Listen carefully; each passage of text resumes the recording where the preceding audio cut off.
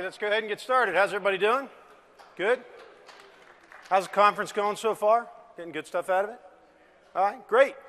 Well, we're here for the next 75 minutes to talk about building your own REST service with WebAPI 2. This is kind of a follow-on to what Bob German just finished when he was talking about MVC 5 up here, and now we're moving into how to use that to create our own REST services. Before we jump into that, if I haven't had the pleasure of meeting you, this is my little intro slide here. I've probably seen a few of you in some of the sessions I've done already, so we'll keep it short. Basically, I've been in the SharePoint business since 2003. I really don't do anything else every day except write code in SharePoint, and it's been that way for the last decade. I'm the author of several books. You see them up here, and you see over there on the right the brands that you'll find my name under. In keeping with my sort of mini theme that I've presented at each one of my sessions, we're going to finish up here on this idea of moving from bricks to houses. And what I mean by that when I say moving from bricks to houses is that our relationship with SharePoint has really changed as developers. When we're in the 2010 world, we had a very intimate relationship with SharePoint. The types of solutions that we created were really plugged directly into the DNA of SharePoint. We dealt with things at a very low level. And to me, that always felt like extending the product. You know, you became one with the product and extended it. And so we built bricks. But in 2013, of course, all that's changed, and now we're responsible for so much more of the infrastructure and plumbing than we ever were before. In fact, if you go all the way up to building a house that's a provider-hosted app, you have to drop your own infrastructure potentially, right, and manage all the plumbing back to SharePoint. So what it means for us is that we really have a significant amount of new knowledge that we have to absorb, and we've been busy doing that this week, looking at things like HTML5, Angular, Knockout, those types of things. And we're going to wrap that today in this session by talking about building RESTful services, and we're going to take care of it in three big chunks here. We're going to talk about how to build a RESTful service, and then how to go on and make that an OData service, and the importance of OData, which I've been emphasizing all week, is really, you know, that's the currency of the realm. That's how we talk to SharePoint data. That's how we're going to talk to our custom databases as well. And for the most part during the session, I'm going to do things anonymously until the end when we're going to talk about how to secure the Web API services. So try to keep it simple in the beginning and then add in some security concerns as we go along.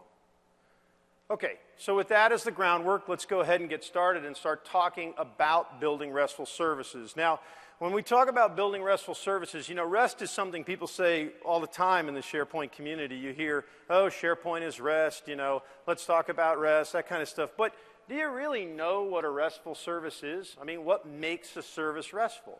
If I ask people what makes a service RESTful, they often say to me, well, I'm accessing it with some kind of specialized URI. And that's true, it's part of it. But here, perhaps for the first time, you'll see that these are the actual real REST constraints as defined by Fielding in his PhD dissertation when he invented this architecture. So some of this stuff is simple and easy to understand why it's in place, and others perhaps will get you thinking about gaps in what you've created and maybe how to fill them. So from the top, in order to truly be a RESTful service, you have to be client-server, which means that the client is going to pull representations from the server. Now, that word representations is important to us because the data that we get has to be represented in some format, right? We have to agree on something that we're going to exchange between the server and client that we both understand. Also, client-server provides a separation of concerns. So when I design my RESTful services, you don't necessarily care what clients are calling it, not from a security point of view, but just by separation of concerns. I want to be able to provide a functional endpoint, and as long as you speak HTTP to me, that's fine, we can talk. The second constraint is that they're stateless. That is that the client is going to provide all necessary context back to the server. Something's going to happen through a GET or a POST or a PUT, and then the server's going to forget that you were ever there. It's not going to remember anything about some transaction you're engaged in. You are expected to come back with all of the necessary state and context to continue the process, and then the server responds to that operation and that operation only. A key thing about REST constraints that you don't hear a lot about is that caching is a REST constraint. And that means that the data that comes, the entities, representations that come from the server, have to indicate whether or not they can be cached. So we expect as a client to receive that entity, and it's going to tell us it's okay for you to remember this for a while, and it's going to indicate to that condition to us by using things like e-tags, which allows us to engage in optimistic concurrency. It's going to be able to say things like when this entity expires. So if you're holding on to it too long, maybe you should go refresh it and then do something else with it. The fourth constraint is interface, and this is the one that most people mention when they talk about REST, and that is that resources are accessible through URIs, Uniform Resource Indicators. We're all familiar with URLs, right? We type URLs into the browsers all the time. A URL is a form of URI. The thing about the RESTful services that we create is that the URIs are not going to end up pointing to pages, right? They're going to end up pointing to entities that we want to perform operations on. So we expect endpoints to be things like employees, contacts, products, that type of thing. The resource operations are all through HTTP verbs, right? So our entire communication from client to server is going to be gets and puts and posts and deletes, okay? That's easy. The same representations can be used for all the operations, and basically what that means is we're going to agree on what it means to look like a client, the form of what a contact, rather, the form of a contact, the form of a product, and that representation is going to apply for all the operations that we perform, all the various CRUD operations or others. And resources are interconnected to allow linking, which means that when you get back information from one of these represented entities, it will contain in it links to other representations. So for example, if you have a category, it may include links to products, or a product may include backlink to the category it belongs to, that type of thing. So there's an interconnectedness that is reflected in the relationships of the entities in what you get back. And the final REST constraint is that it has to be layered, which simply means that it doesn't matter where you are, behind a gateway, a proxy server, or whatever, this thing should still work as we say it should work in the first four. So, you know, it's easy to get sort of academic about these restraints. I think we should look at these here for the purpose of understanding what it is that Fielding's original vision is, and then what parts of this make sense for us to implement. You know, you can get into a real beer argument over whether or not a particular service is RESTful or not. I don't think for us that's the point, right? The point is to understand what the vision is and then implement the pieces of this vision that make sense for you. So the way that we're going to implement that vision is we're going to do it through WebAPI. WebAPI is a framework for building these HTTP-based services. These HTTP-based services that you build with WebAPI could certainly be RESTful. We can make them RESTful using WebAPI. We might choose to expose some OData with them, or we could create a service that just has custom functionality that maybe isn't RESTful, but is operating across HTTP verbs. So that's a key thing, is you really have a lot of latitude as to how you create this WebAPI service. But what makes it RESTful would be your implementation of the REST constraints, not the fact that you use WebAPI. Make sense? That's just going to get you a service that works over HTTP.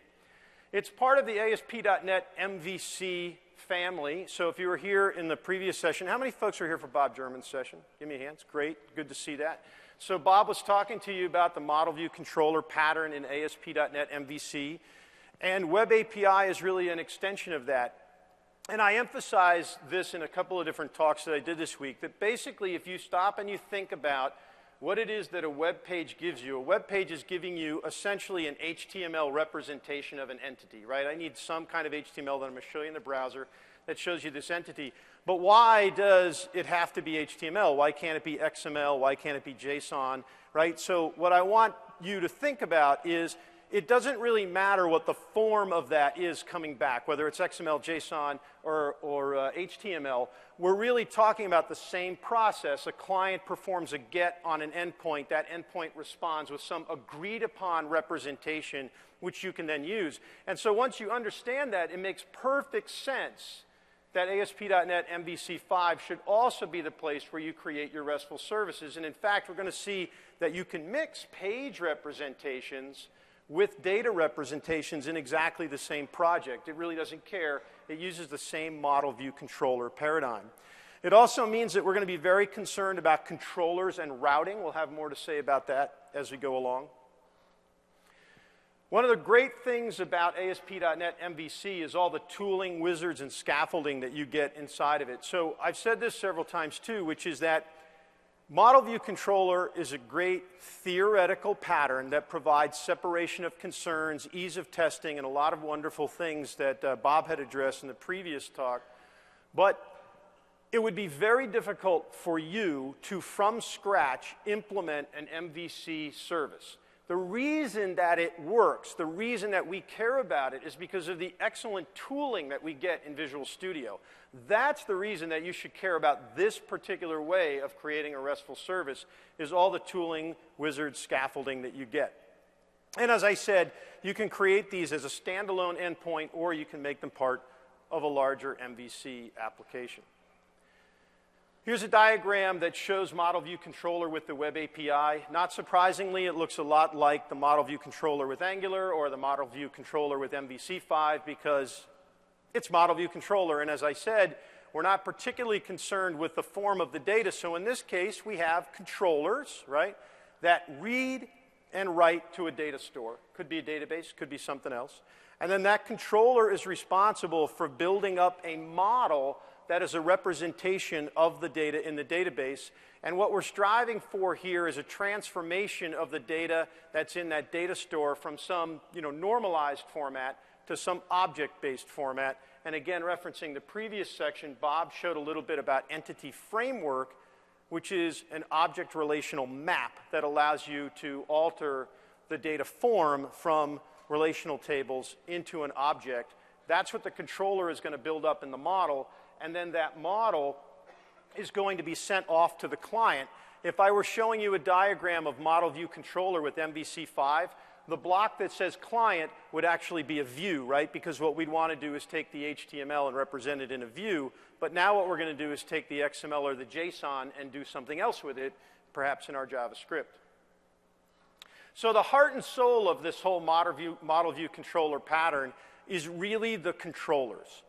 So for us now, focusing a little bit on building that RESTful service, the controllers that we create are going to inherit from the API controller class. And what that's going to do for us right away is, by default, map the HTTP verbs into various methods that get created for us. So this is actually ridiculously simple and just sort of has that simplicity and brilliance, which is when you're performing these HTTP operations, they just go into methods that you define in the controller. So when someone does a post, you get a call to a method. The data they posted shows up there, and you can take some action. If they do a get, you get a request in another method. You can take some action and send them some data back. So I think you'll find this paradigm to be pretty straightforward and easy to get up and running on. The other key piece you need to understand before we can get started in anything significant is the idea of routing. I've talked about this a little bit too in previous sessions, but routing is the concept that says, I would like to divorce the uniform resource indicator that you put in the browser or you utilize in your JavaScript from any actual piece of artifact, any actual artifact that's in the project, right? So, for example, if I say to you guys, how many folks have written an ASP.NET application? All your hands go up, right? So everybody's written an ASP.NET application. And if you think about ASP.NET applications, what you type in the browser always ends with ASPX. And so you develop this sort of paradigm in your mind that says a uniform resource locator has to point to a page. It's an HTML page, it's an ASPX page, and then you get this idea that what you're asking for is a page. But that's not right. What you're asking for is a representation of an entity. It may come back as HTML, it may come back as something else. So the idea that we're bound to URLs that end with ASPX is really limiting to us. We need to get away from that. I would rather specify an endpoint that says I want contacts /1, and it returns to me the first contact from the data store.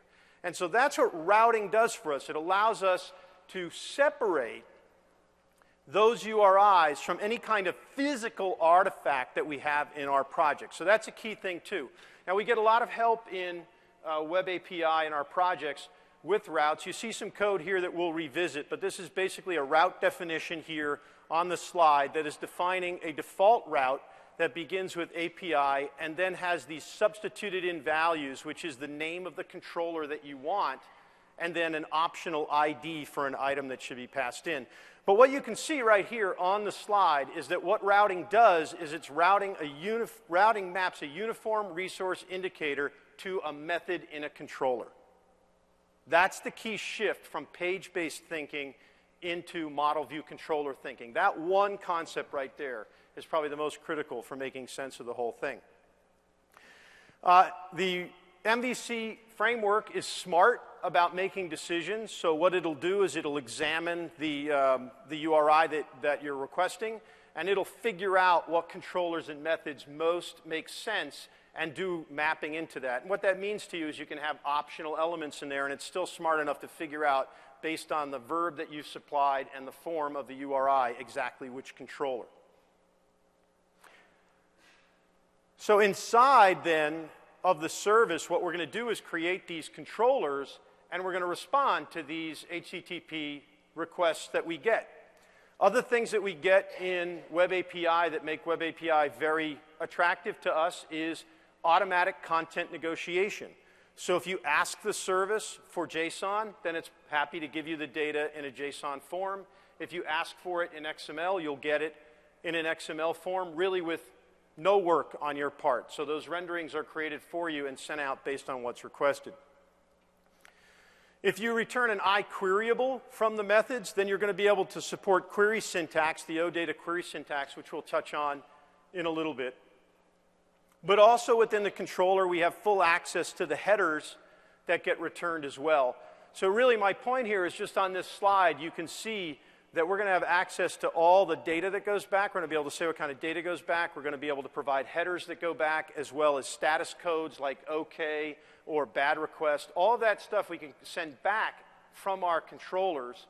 And it's a pretty straightforward thing. I mean, I have big fonts here so you guys can see them in the back, and you can see all the code fits on one slide. OK, so here's an example of just calling a WebAPI controller from an MVC5 controller. Now, the reason I'm showing you this is that the point here is that you can include, as I said, both MVC5 and WebAPI controllers in the same project.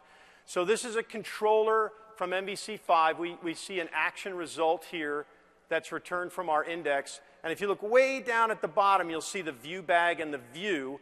And so this should be recognizable to you as a controller that's designed to return data and then send it to a view for binding. So where's that data coming from?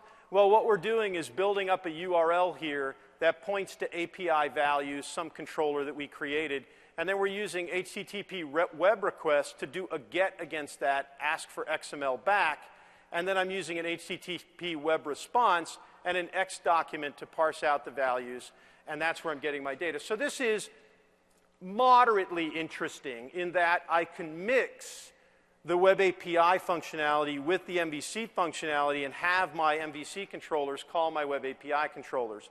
I don't find too many scenarios for this type of thing, but it's important to know that you can do that. You could mix them together. Normally, what you do that for, the real reason you would be mixing them together, is because you're creating an MVC5 application and you would like to expose an API for your application. Let that sink in for a minute. So I'm writing this whole enterprise system, and I would like to make it extensible by providing a RESTful endpoint. Do you know any enterprise systems that provide RESTful endpoints? I can think of one. He's like, I do. Does it start with S-H-A-R-E? Right? So that's a much more interesting reason to mix Web API controllers with MVC. But you could also make them stand alone and call them from JavaScript. So here we see the basic JavaScript for calling into a Web API controller. And if you've consumed the RESTful services from SharePoint, this you just kind of go, oh, yeah, okay, I get it, right? Because really what's going on here, the only difference is I have a different endpoint I'm going after, API values, And I have a little bit different accept header where I'm asking for application JSON. But still, this is a jQuery AJAX call that returns a success and failure function and returns to me data if I'm successful, returns to me an error if I'm not. So the key thing about this is that when you go to consume these Web API services that you make, you will consume them in largely the same way that you consume SharePoint stuff. And so that's a really important thing to think about, because if you buy into my argument that the world is all moving towards client-side over HTTP, and the SharePoint app model is merely a manifestation of that reality, right? So quick editorializing here. I hear an awful lot of discussion in the SharePoint community about, I don't know if I'm bought into the app model. Is it sandbox too? Is it going to be here in the next version? I don't know. That's entirely the wrong discussion, because what the app model is right now with its strengths and weaknesses is nothing more than a manifestation of the long-term reality that we are moving to client-side over HTTP. That's not going to change. It's not going to change. That's where we're going. So the app model today represents a version of that, but having a discussion about its plumbing and whether or not you buy into it misses the larger trend. That's a real thing, a real point I want you guys to take with you. So now if you buy that, right, if you buy what I just said, then you have to get to the place where you go, well, I don't have any choice now but to wrap my own databases in RESTful services so that I can play in that same paradigm. Why would I want to talk to SharePoint with REST? Why would I want to talk to Office 365 with REST and then try to do some kind of thing where I'm talking using server-side code and entity framework or something to a database on the back end? Makes more sense to do it as REST. Okay, so with all of that as our foundation, let's go ahead and take a look at a demo here so we can get started. So the first thing that I want to do for you is we're just going to go ahead and create a service here. And my goal in creating this service is basically to show you how ridiculously simple this is. So I'm going to come in here and create a new project, and we're going to go to Web. And when I click on Web, you're going to see that I'm creating an ASP.NET web application here. Now, all of the MVC stuff and the ASP.NET stuff and the Web API stuff is now lumped under this one thing, ASP.NET web application. And we go ahead and click OK. Let me make sure it's in a spot I can delete it later. Yep, looks good. Let's go ahead and click OK. And now what it does is it brings up a second dialog for me where you can see all the different things that you can create. So I can create an empty one there. I can create a web forms, which is your traditional ASP.NET application. I can create MVC, which is that MVC5 stuff that Bob was working on. Here's our web API project right there. We also have a single page application, important concept we've discussed a couple of times. And then if you'd like to be a billionaire, you can create Facebook right there. It's pretty good, right? All right, along with this, you also have support for various authentications. So I can click on Change Authentication. You can see we have no authentication, which is what I'll be using for the most part in the beginning. We have individual authentication, where we can do things like SQL Server databases, organizational accounts, where we can do things like Office 365, and then good old Windows authentication. So my point here to you is that I recognize that many of you are in various states, right? So a lot of people may have Office 365. A lot of people may still have most of this stuff on premises. And so being able to support various authentication mechanisms is important if you're going to adopt this thing. You want to know that it works in the environment that you have. Okay, so we're just going to do no authentication for now. Click OK, and we're going to come back and, again, talk about authentication a little bit more in the later parts of the talk. And so this thing's going to chug along here, and like most of the stuff in Visual Studio these days, it makes for me a project right away. Now, what I want to do is take a minute to look at the pieces that are here so I can really solidify in your mind the basics that you need to understand this. Because if you haven't done anything with MVC before or Web API, you make one of these projects, and if I hit F5, it'll run. But then what you do is you look in the Solution Explorer and you go, wow, that's a lot of stuff in there, right? And it takes a little while to absorb what all this stuff is. So let's pick on what I think are the most important parts. Remember, this is model view controller stuff. So really the heart of it is here inside of the controllers folder where we can create these controllers. And you'll see that I have two controllers in this project here. One is called the home controller, the other is the values controller. So what they do when you make this dummy project, which is a WebAPI project, is they actually give you one controller that's MVC5 and one controller that's WebAPI. The values controller is your WebAPI controller. But you'll also notice that there's this home page here. It says your ASP.NET application. You can see it. So when you fire this up, you're actually going to get a page, but that's just because it defaults to the HTML controller, right? But we do have our Web API controller in there. We'll take a look at that in just a second. The next key thing to understand before you go any further is routing. So routing, as I said, maps the URIs into some controller. There's a couple of different places to define routes. For Web API, we care about this class called Web API config. That's convenient. That looks right? Web API config. And inside of Web API config, you can define your routes. Our project has a default route defined, as you saw on the slide, which basically takes API, then the name of the controller, and an optional ID to follow. For the most part, this is going to work. We're not going to have to really tweak this. A couple of key things here. MVC differentiates routes that are intended to show pages from routes that are intended to act as APIs by putting this API in front of it. That's just so you can have endpoints by the same name but differentiated by API. Do you know any other product that puts an API in front of things, right? So it follows the same idea that SharePoint does with underscore API. And that will just be what we have to type in to our URI. Okay, so once you get routing and you get controllers, then you can come back here and take a look. Now we'll go ahead and take a look at this values controller, which is the default Web API controller. Notice that it inherits from API controller, like I said it would. And then the name is values controller. So the way that the framework works is that the name you'll use in your URI is actually the part that comes before the word controller, so values. And you're expected to name your controllers something, something, controller. And then the route will pick up the, quote, name by just typing in values, right? And then the other thing that I said was cool about this is that you get this automatic mapping of HTTP verbs into methods. So you can see that we have a get. You can see that we have a get that allows us to provide that optional ID. You can see that we have post, put, and delete. So there you are. Those are the places that we would write our code. Ridiculously simple, right? So now I can go ahead and fire this thing up. And I'm running Fiddler here in the background so that we can take a look at the communication between client and server.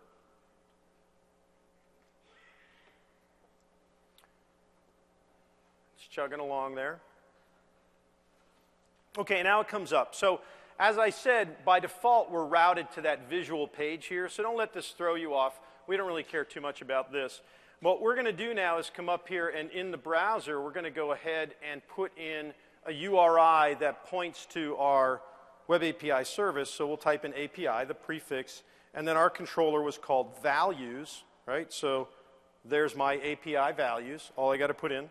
And then I'm going to go ahead and hit enter, and it'll go off to that, and you can see that what it does is it returns JSON to me. If we go into Fiddler here, let's remove this for a second, and we refresh this. Do that again. You can come into Fiddler, and you'll see there's the call going into API values. And then if you haven't done this a lot with Fiddler, it's super useful for what we're doing here to be able to see the communication back and forth. I can come up to the top, which is the goes into, and I can click on the raw here. And then on the bottom, I can see the goes outa, and we'll click on JSON, and there we have value 1 and value 2 coming back. Okay, so this allows us to work with those web services without having to create a separate client and make sure that thing is working correctly. Well, this is pretty cool because it's ridiculously simple to get started, but we'd like to look at something that's a little bit more significant. So I'm going to go ahead and close this project out, and then we're going to, we're going to do that cooking show thing where I just pull the entire turkey out now. I'll show you how that works.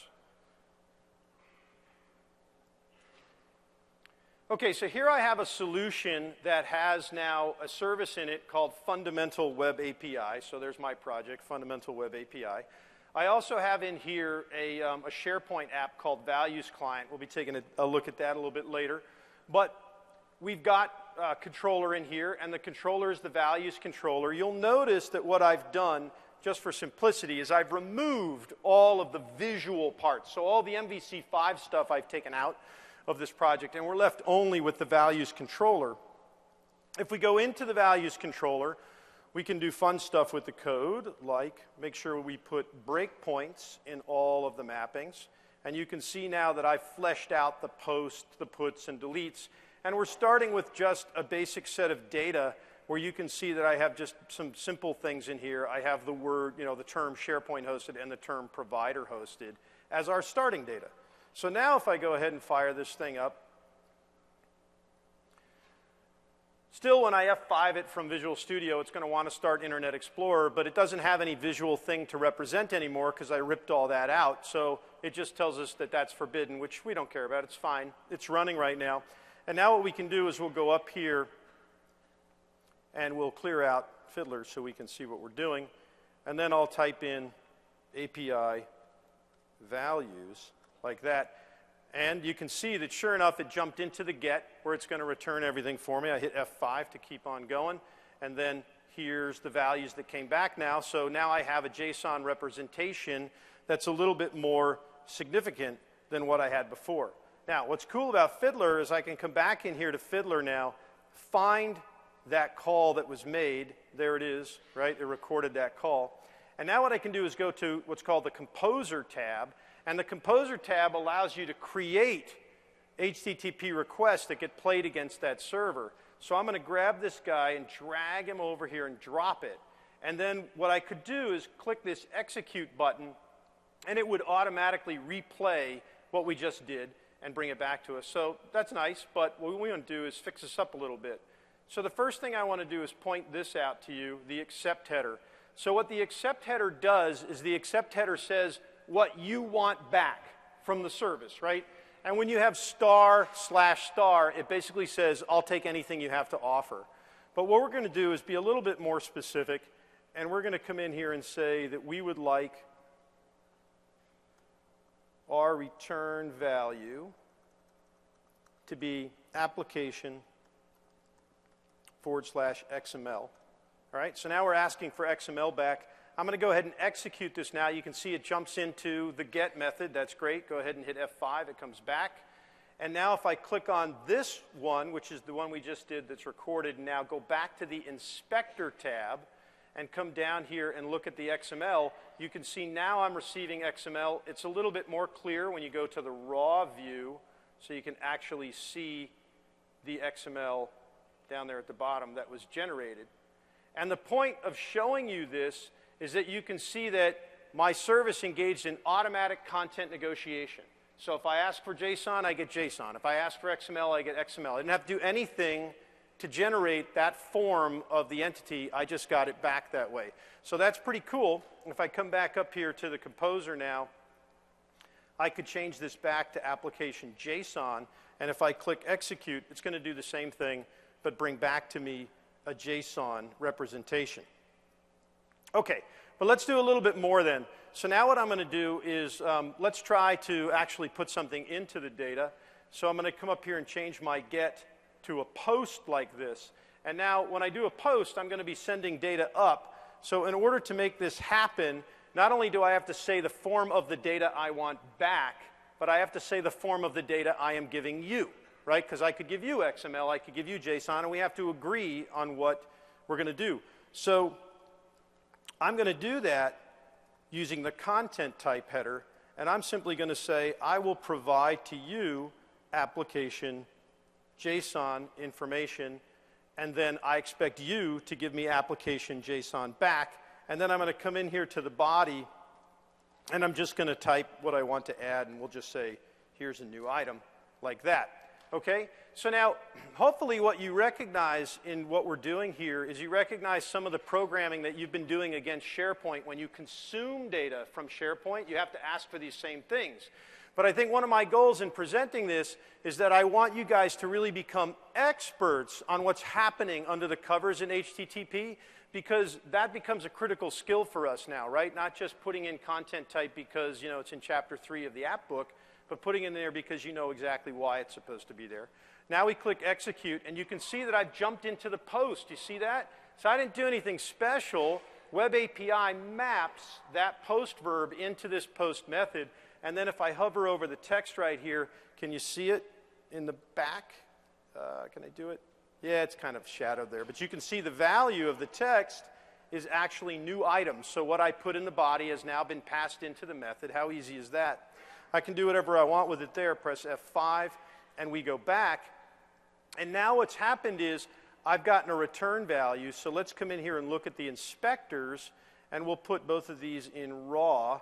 And then you can see that here with the post, you can see the information that's gone in. There's the new item being posted, and then the response that we're getting back. Now, what I want to point out to you is not only you can see the new item in the body, that's great, you probably expected that, but what my code is doing is it's also returning something called location. This is really important because you see that link right there that says API values 3? What's being returned to me is the URI for the new thing that got added. That's part of the REST specification. That's what we're supposed to be doing. We're supposed to be providing that linking information back from the server. So in this case, what is the location of the new thing that got created? And if we come into our service now, you'll see that inside the post, I am setting the location header, response.headers.location, and I am setting that to the new URI that would be used to access it. So I point this out to you only because I want you to get used to this idea of those RESTful constraints, understand what it is that they mean and what you're responsible for providing back to the client and what they expect to get from you. So that's a good example of implementing, what do we have, content negotiation and then linking. Okay. Let's go ahead and come back to the composer now.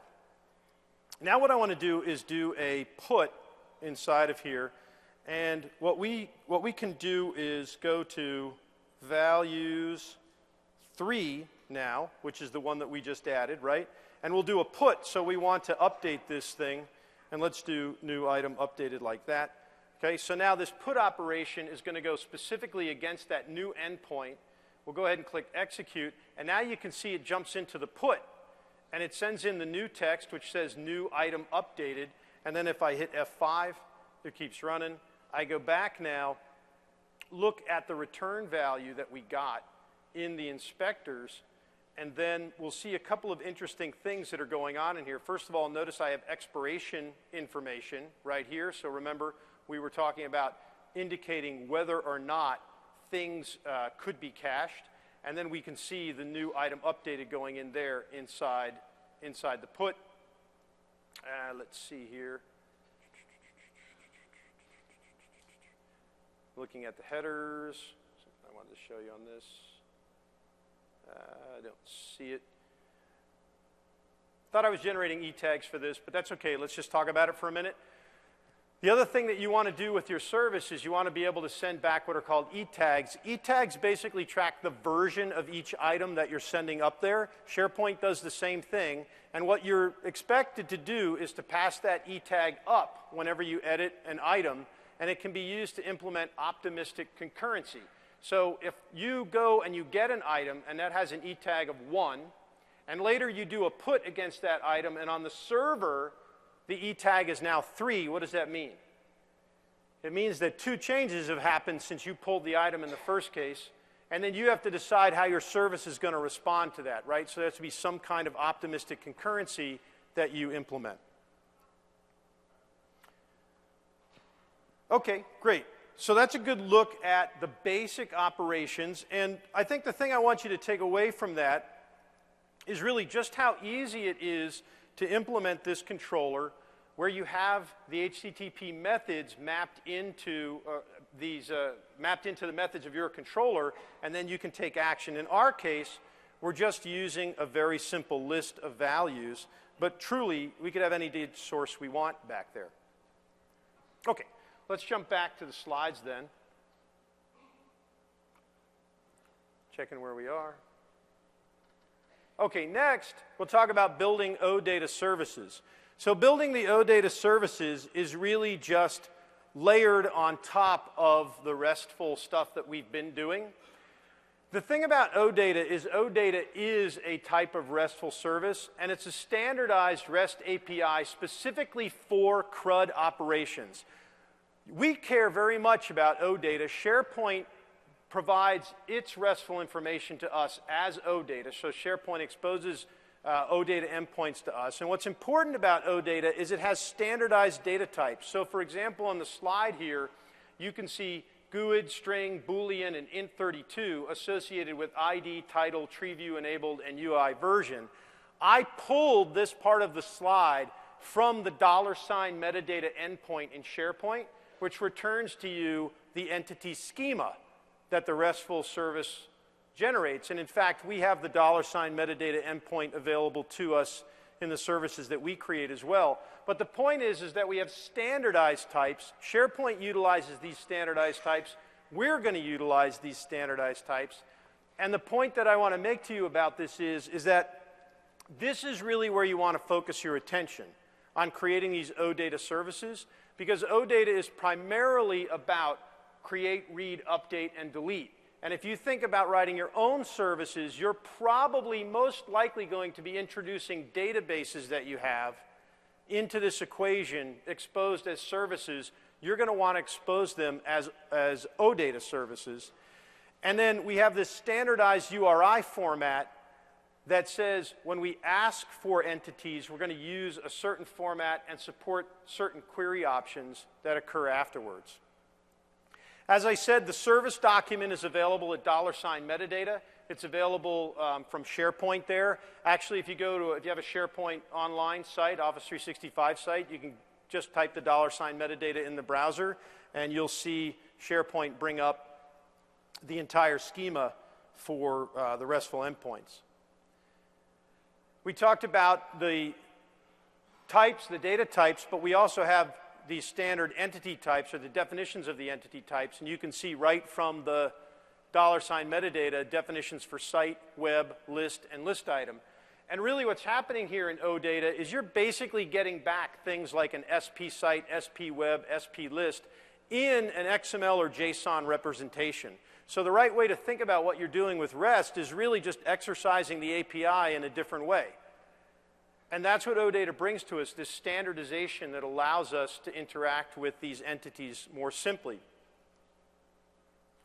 OData also provides a standard set of query options, like the ability to select what fields you want, filter, order by, select a certain number, skip a certain number, and expand relationships. SharePoint supports these query options. When you make an OData service with WebAPI, it will also support these query options. So again, my point to you is that you're doing things in a standard way so that people know what to expect from your service and how to properly utilize it.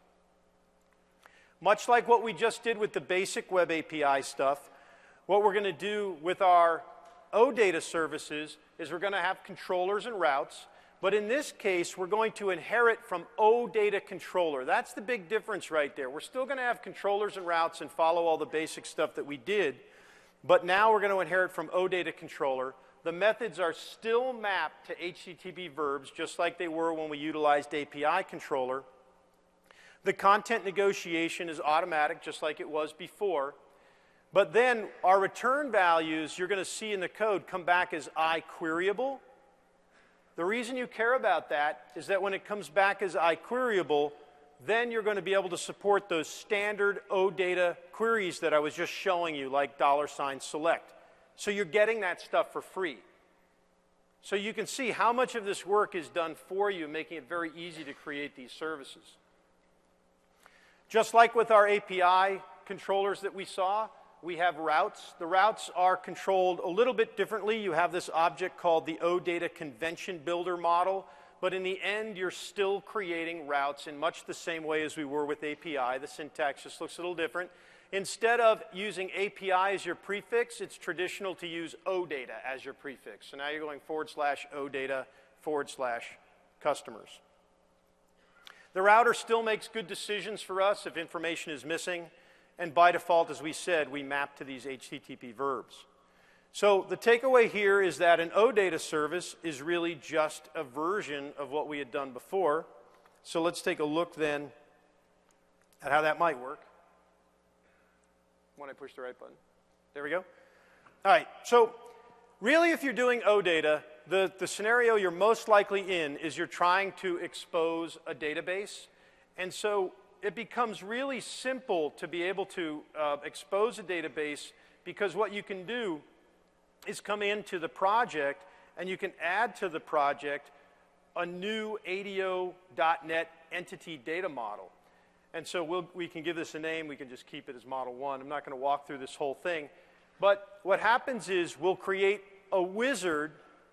We'll have a wizard come up that will allow us to create a new entity data model based on a database. Now, in the previous session, Bob showed you what we call code first in Entity Framework, which means he made a class, and then he had that class used as something to generate a database. So the code was written first, and then Entity Framework generated the database to map to the code that was written. This wizard here is a database-first approach, which means go look at a database that I have and generate me some classes that work with that. That's the most likely scenario I think you'll be in, because probably that database exists already. We're trying to wrap it and make it available to our SharePoint apps. Once you get that done, then you can come into a controller, to the controllers folder, and say you'd like to add a new controller. And then in the scaffolding, what you can say is I'd like to add a new WebAPI 2 OData controller with actions.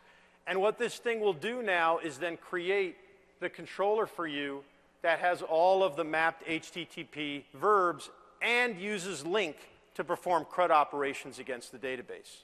So once again, it's incredibly simple to do it. It does a lot of the heavy lifting for you. In the interest of time, we're going to go pull the full thing out again here. So I'll go to an OData service that I have.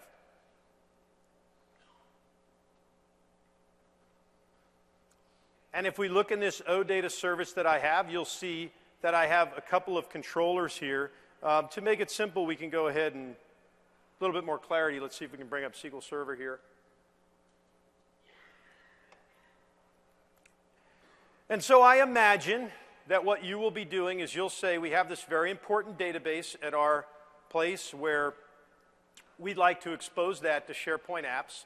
And we'll imagine this is my little people database here that maybe has some HR information or what have you. And you can see that my little people database has companies and contact tables in it.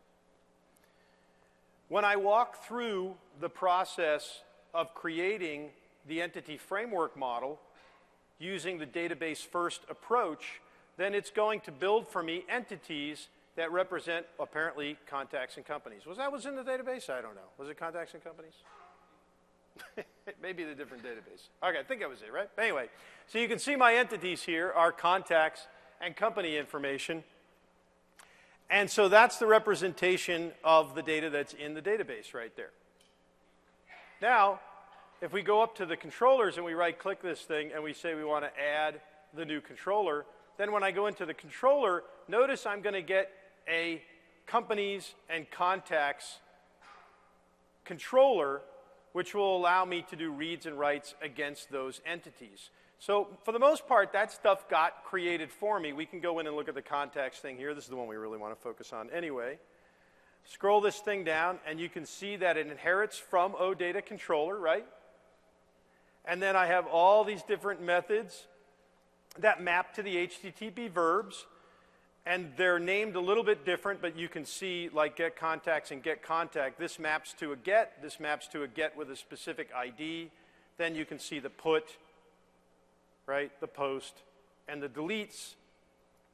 And then buried inside of this is link code that's now reading and writing to the database. So I'm really doing much the same thing as I was doing in the first demo, but now I've just got a database backing it instead of just a collection. Well, let's go ahead and fire this up, see how it works.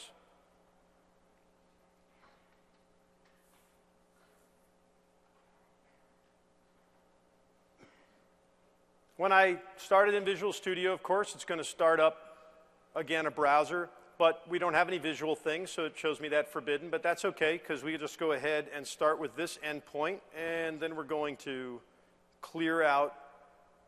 Ooh, wow, let's try that again. There you go. Okay, remove everything from it. All right, and then we can come back here and get started now. Let's do this one first. I'm going to come in here and I'm going to type OData, right? So the mapping, as I showed you in the slide, the mapping that gets done by default assumes this OData prefix for everything. And then what I'm going to do for starters is let's just go ahead and say /OData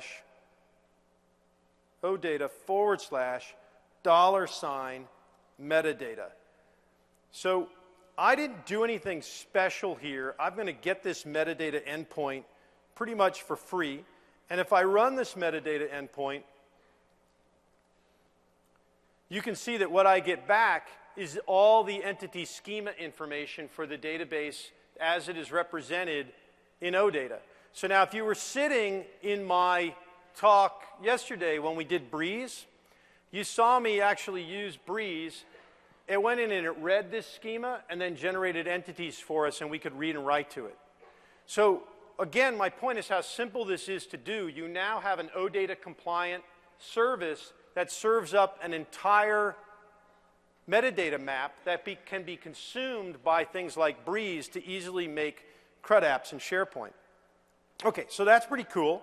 But now let's go ahead and look at some actual data. So now what I'm going to do is come in here and we'll say OData contacts. And let me go ahead and just copy this out so we can sort of keep track of the things that we did. So that's the one I'm going to do now. We'll go ahead and say OData contacts. We'll click enter on that, and it chugs for a second. I can see it working. Okay, and then it returns to me this representation, and you can see here comes all the JSON information from the database right there. If I go back to Fiddler, we can pick on the session where it was traced, and we'll go to the JSON format. I just clicked on it. Ooh, that doesn't look good. Yeah, that never feels good when you're doing a demo. Okay, and now look, you can see that I've got back this JSON representation of the data, right? But let's pause for a moment and really think about what just happened here. I'm now getting back a JSON representation over HTTP of data that's in a SQL database.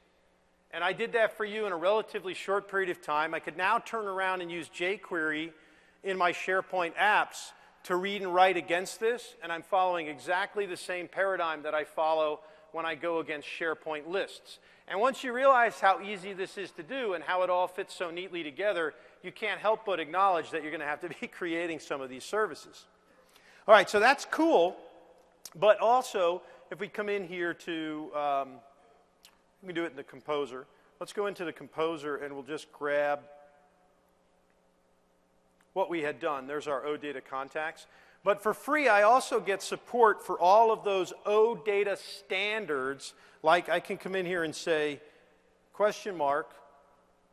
$top equals 50. And then I'll execute that again. And when I do that, you can see the session down here that just ran. We'll go to the inspector. And now what I've got is just the top 50 here. You'll have to believe me. I didn't bring back everything, but that's the top 50, okay? Come back to the Composer and say, okay, that was the top 50, that was great. And now I can come in here and say, ampersand, I'd also like to select just the last name, like that. And now let's go ahead and execute that again. And here's our session that just ran. We'll come back to the inspector, and now you can see that I'm clearly just returning last names. Okay? You like that?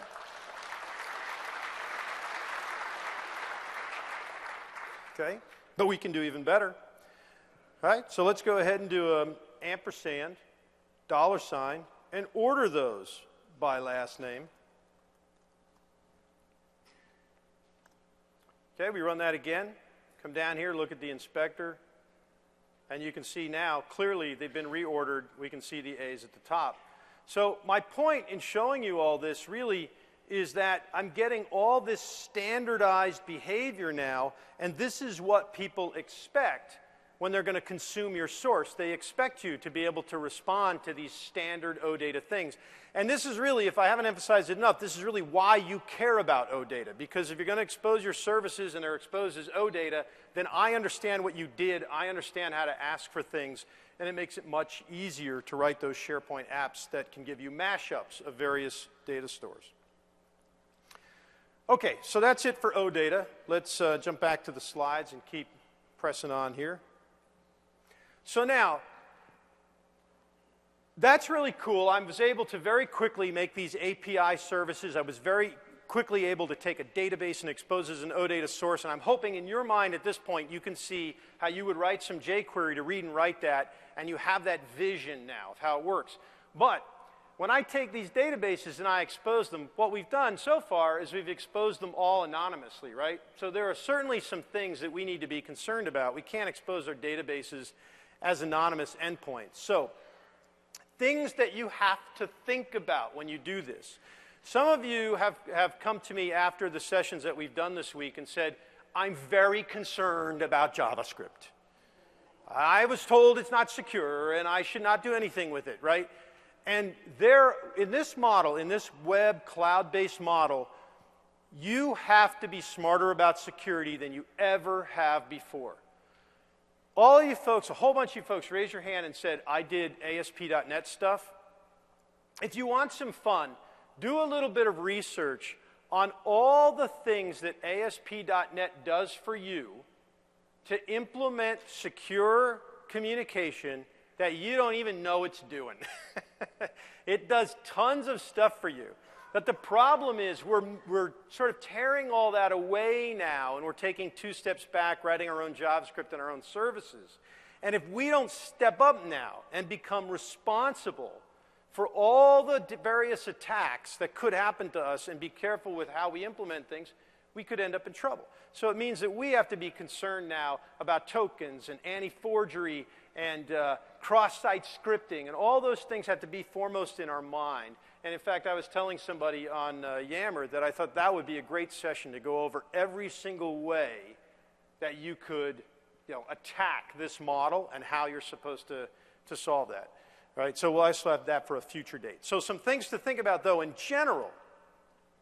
When you're talking about SharePoint apps, I do not care if they're on-premise or in the cloud, you must use HTTPS. You must. You do not want to be in the business of sending this stuff back and forth in plain text, right? If you take your HR database, even if it's intended to be used internally, and you hit it with HTTP, you are sending personal information clear back and forth between the SharePoint app. You can't be in that business. It has to be secure sockets layer. That is the most fundamental security decision you have to make, is to use SSL. You need to think about your authorization, your authentication and authorization. We talked a little bit about how we have support for Windows, FBA, Basic, Token, OAuth. I'm going to show you here as the wrap-up for this session how to do token authentication. You also have to be concerned about what's called the same origin policy. So all browsers have this idea of the same origin policy, which says, as a browser, I will not access a resource or run a script that does not come from the same origin as the initial app. That's why SharePoint apps all run in their own origin, is to ensure that same origin policy is applied to each app. But wait a second. I'm advocating that you take data sources in your organization, expose them as RESTful endpoints, and then allow multiple SharePoint apps to talk to them and perform mashups. Well, that's going to violate same origin policy. So we need a safe workaround for that. There are some workarounds for that have been floating around, like perhaps you've done JSON-P. But the one that you really want to get involved with that's implemented in WebAPI is called cross-origin resource sharing. Cross-origin resource sharing. Cross-origin resource sharing is a way to allow JavaScript to make cross-domain calls safely. It's superior to the idea of JSON-P because JSON-P only supports GET. And for those of you that are unfamiliar with JSON-P, basically what it does is it injects a JavaScript object into your page. So it doesn't look like you're running cross-origin code. It just looks like some data magically appeared in your page. So it's kind of a hack, but it does work. But cross-origin resource sharing is superior to that. And basically, the way cross-origin resource sharing works is that the client and the server exchange headers, and the client says, I want to call you from this origin, and the server looks at its whitelist and says whether or not that's allowed, and then responds to the client and saying, yes, you can call me, and if that response is positive, then the browser will call to the service, allowing you to have a model where you have an endpoint that can be called by multiple SharePoint applications from different domains. If you want to enable it in WebAPI 2, it's relatively straightforward.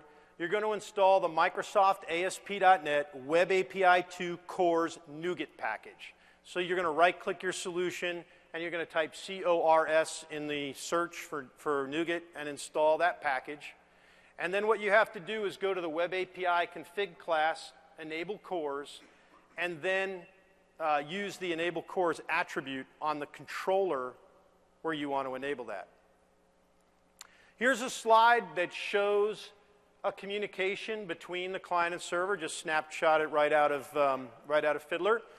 So you can see that what's happening in this is what we call a pre-flight request. So what cores will do if things are very simple is the client will just send a header up and say, can I call you? If things are complex, like I would like to write new data in, I need to check and see whether you actually are going to let me write data, because it may be okay for me to read cross-domain, but maybe I can't write cross-domain. So I need to check first. So we're engaging in what's called a pre-flight request. And at the top, you can see the access control request header where we're saying, these are the headers that I have. This is what I want to do. I want to do a put, and this is the origin I'm coming from. See that? And then the response from the WebAPI service says, I allow origin star, which means I allow everybody, which is probably not what we want to do. But it says it's OK, because I allow everybody, and I allow put, and I allow the headers you ask for.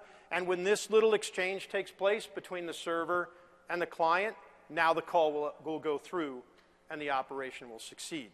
That's how cross-origin resource sharing works.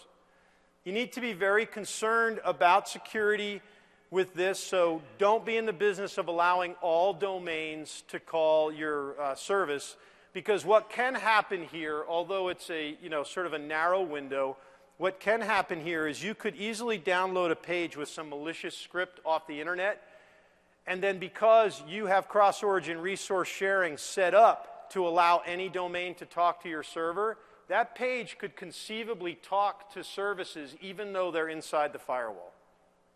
Now, granted, you'd have to know a little bit of something about the infrastructure, but perhaps you're a disgruntled employee and you do. Or perhaps you've used some social engineering to determine these things, and now you're going to have somebody download it and do that. So you always want to whitelist the domains that can call it. That's the real security thing. Don't be this clown that allows everybody through. OK, so let's take a look then at some cross-origin resource sharing. This is relatively straightforward process to do. I'm going to go back to the solution that we were using before. So we'll stop debugging.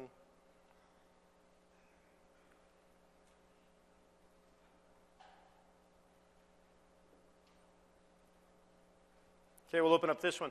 This is the first solution that I showed you. But what just happened? Thank you. Nice of you guys to do that for me. Okay, still have to press the right button. There you go. All right, better. Okay, this is the first one we did before. So what we're going to do is take this one I did in demo number 1 and make it support cross-origin resource sharing. So what you would do is right-click and say Manage NuGet Packages, and you would go searching for that cores package and install it. Then you have to come to the WebAPI config, where we defined our routes. Remember our route definition? And you add this line of code that says enable cores. That's simple. Then you go to the controller and you will add to the controller an attribute that says what it is that you want to support. So here you can see that I'm allowing all domains, all methods, all headers. That's what the stars are. And obviously that's not what you want to do.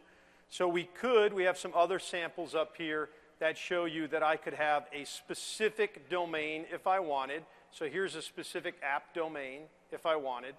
And then you could conceivably keep these app domains in, say, a database or something, or even the web.config, and check a whitelist of all the apps that you want to allow to talk to this. And in fact, you can go back to this place where you enable cores, and you could set up universal whitelisting rules here, because you can put more stuff in this parentheses right here, and then allow it to happen.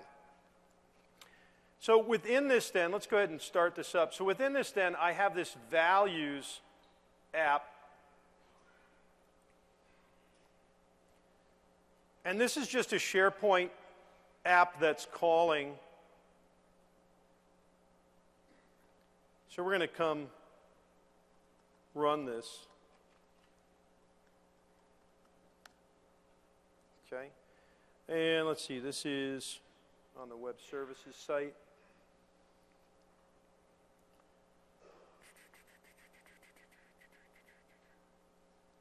Just trying to make sure I get the right one here.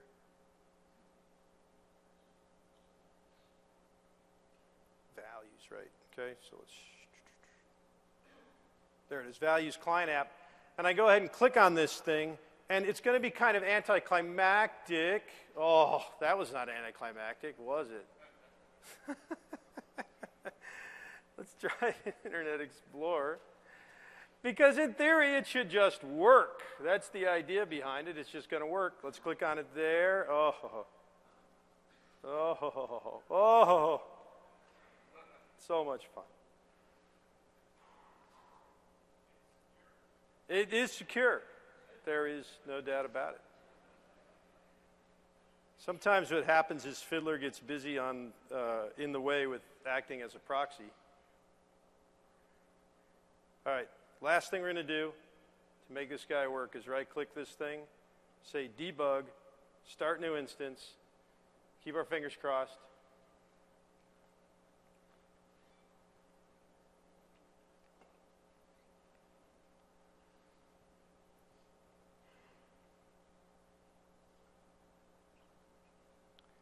Come on.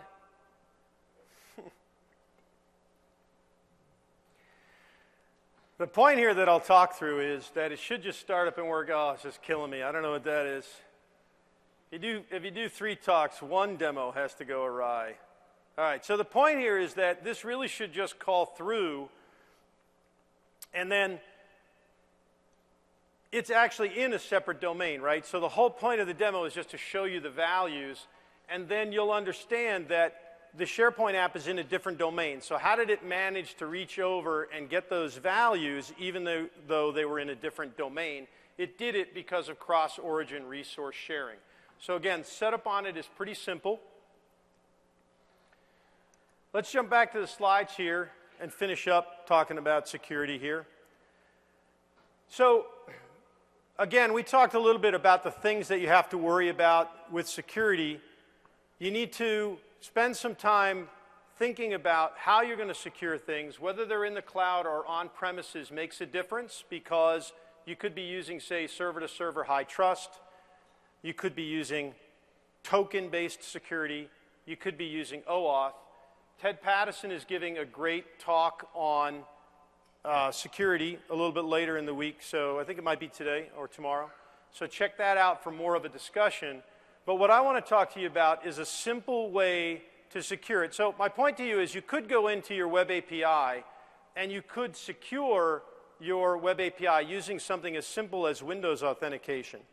But if you want to do a little bit more, if you need something that maybe is in a hybrid situation or perhaps you're in the cloud, then one simple way to do it is using what are called simple web tokens. Simple web tokens.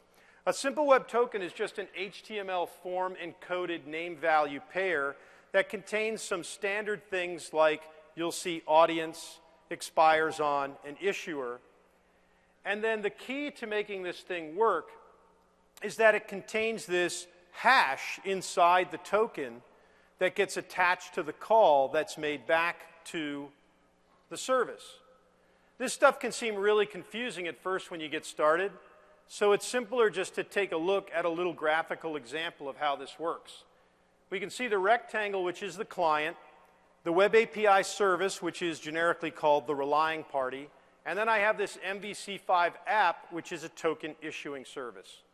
So what happens here is the client is going to attempt to access a secure WebAPI service, but currently the service doesn't really even know who the client is. So what the service will do is redirect the caller. I don't know who you are. You have no token attached to your call. So I'm going to redirect you over to a separate MVC5 app, which is a token issuing service that will then allow you to log in, authenticate yourself. In this case, we're going to be using forms-based authentication, and will provide an access token back to you. Once the client has the access token, it can turn around and talk to the WebAPI service by passing in the access token with the call. Now, does that look like anything you're familiar with? That's pretty much exactly the way that SharePoint handles tokens. So my point to you is that this is a good model to follow because we can implement a token service in a way that's very similar to what SharePoint does. So let's take a look at this. I've got my simple web token service here. And you'll notice in here that, yep, again, thank you guys. I'm going to have to pay you if you keep doing that. And I've got my project here with my simple web token OData. So I have an OData service in here. It has a controller with the companies and contacts, but now I also have added this tokens controller right here. And this token controller is going to allow you to call it with basic authentication using username and password. And then what it's going to do is through the utilization of an app ID and an app secret, it is going to generate a simple web token for you and send that back to you. And then what happens is when that's returned to you, right, so you give me username and password, I give you token, then what we can do is write a SharePoint hosted app, and that SharePoint hosted app would then be able to bind that token to calls that it makes. So here we can see the JavaScript that first passes in username and password to receive the token, and then what it'll do is bind that token on to a call back to WebAPI. Here's the authorization header with the access token, and then WebAPI can authenticate the call from the service using the token, which means two things. It means that the client doesn't have to log in again, and it also means that the app can have its own identity, similar to what we're doing in SharePoint. All right, so let's go ahead and see if we can get this guy to run.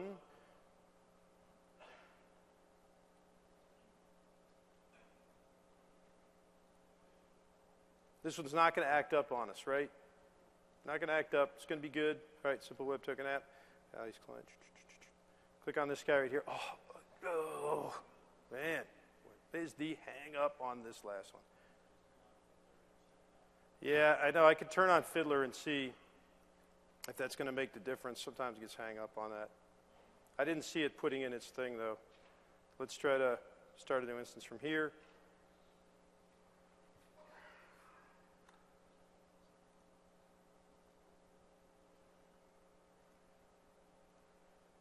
There it is, right there. Boom. Stop that. One more time.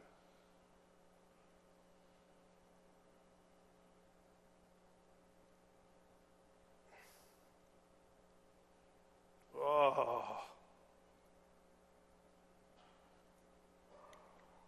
I'd really like this to work.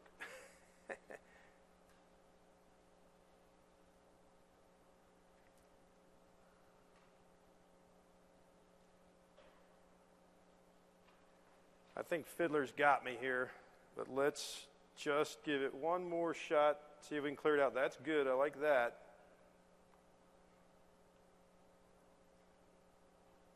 Start this debugging again.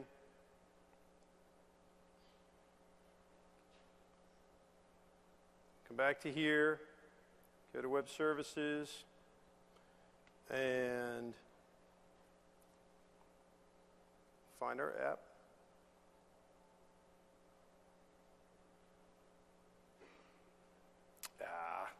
That's really disappointing. Really disappointing. All right, so let's just focus on the code there. I think Fiddler got in the way between me and my communication. But here's the thing that you need to take away from this. The JavaScript, the first AJAX call here, calls to the token controller. I showed you the code where the token controller is now going to return an access token to you. That access token can then be taken and it can be attached to subsequent calls using the authorization header, bearer plus the access token. And then if we go back and look at the actual controller in here, you'll see within the controller itself, we have a simple web token authorization attribute which validates the token that comes in and then says whether or not you're allowed to call. So the takeaway from the security stuff here is that you can do things if you're on premise that are as simple as using something like Windows authentication. But if you're in the cloud, if you're providing this service through Azure, like you'd like to maybe create an endpoint in Azure that exposes OData, then you could potentially need something more sophisticated, like a simple web token scenario that would allow you to provide tokens and clients can use those to call back in. This is the same exact way that things like Google work to provide tokens, or that Amazon services provide tokens to you. The same exact strategy that they're using. So that's why you should care about it. Okay, so we're really just at the end of the time here. Let's wrap up on what we did. So we spent our time building some RESTful services. Hopefully you guys recognize what the restraints are for RESTful services. We then turned that into OData services, and we were successful taking databases and exposing them as OData services.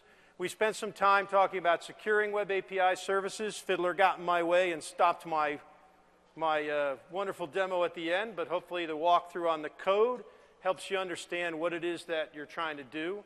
And that's it. So now you guys should have everything you need to put all the pieces together when you're building your SharePoint apps. This is my last talk, so if you guys have any questions for me, feel free to come up and post those with me. Other than that, I really appreciate you guys this week. I've had a great time with you. Thanks a lot for attending. Enjoy the rest of the time.